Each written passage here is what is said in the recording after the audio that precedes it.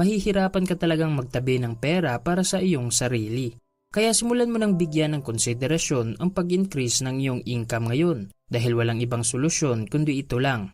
Merong mga iilang paraan kung paano palakihin ang iyong income. Una ay maghanap ng ibang trabaho na merong malaking sahod o di kaya ay mag-apply ka ng ibang posisyon sa kumpanya na iyong pinagtatrabahuan o di kaya ay maghanap ka ng part-time job. At kung napalaki mo na ang iyong income at meron ka ng ekstrang pera, huwag mo munang baguhin ang iyong lifestyle. Magsakripisyo ka muna at gawin mong priority ang pag-iipon.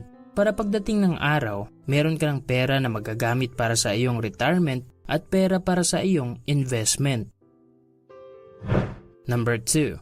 Hindi mo alam ang kahalagahan ng pag-iipon. Pangalawa sa dahilan kung bakit hindi ka nakakapag-ipon, yun ay dahil hindi mo alam kung gaano ito kahalaga. Hindi lahat ng tao na walang ipon ay ayaw mag-ipon o wala silang ekstrang pera na maitatabi. Yung iba ay malaki ang kinikita pero wala lang silang ideya kung para saan nila ito gagamitin, kaya mas pinili na lang nila na gastusin lahat ng kinikita. Pero kapag naging habit mo na ang ganitong pag-uugali, wala ka talagang maiipon kahit matagal ka nang nagtatrabaho o kahit lumaki pa ang iyong income. Isang bagay lang ang dapat mong tandaan kung bakit kailangan mong mag-ipon, at yun ay para meron kang perang nakareserba sa iyong kinabukasan.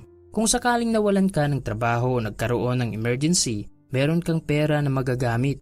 Kung sakaling may business opportunity na darating, meron ka ring pera na magagamit. At higit sa lahat, kung darating na ang araw na ayaw mo nang magtrabaho, meron ka ring pera na magagamit sa iyong retirement. Ang pag-iipon ay mabuting gawain para paghandaan ang iyong kinabukasan dahil hindi natin alam kung ano ang posibleng mangyari sa hinaharap, kaya mabuti nang maging handa. At huwag mo ring iisipin na nakakabawas ng kasiyahan ang pag-iipon. Sa katunayan, mas nabibigyan ka ng long-term na kasiyahan sa pag-iipon kaysa paggastos. Basta bigyan mo palagi ng balanse ang mga bagay.